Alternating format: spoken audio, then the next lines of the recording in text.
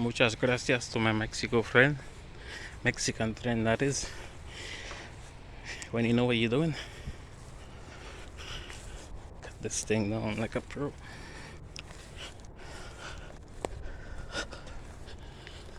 I cut everything right there. Check this. In between the two fences. I cut this down. I cut this down. I cut everything else on myself. I just had him to pull it towards that side because it was so windy over here. Anyways, see what it is. In case you're wondering, I'm only using an M170 MS170, and this tree I can't even put my hands around it. I'm gonna be cutting it all the way down. I can't even wrap my hands around it to reach each other. It's just a big tree. The technique is put on a new blade and you'll see how fast you're gonna get the job done. That's how I get it done, guys. It's no joke.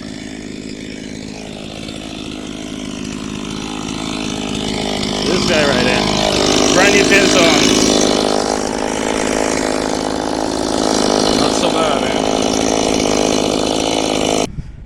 I already start chopping them down to firewood size logs, so I don't know if I'll be able to pick them up today, but as long as I cut them down, and I could just pick them up some other time. But the main thing is down, which is the tree. Anyways, guys, see how this goes. Don't underestimate the small machines. You just have to use it the right way. And in case you're wondering why did I cut this big tree down, half of it is dead. They said for the past 5 years it never sent any flowers, but for whatever reason this year it started sending some leaves. And see the center here starting to go all over here. Majority is all dead.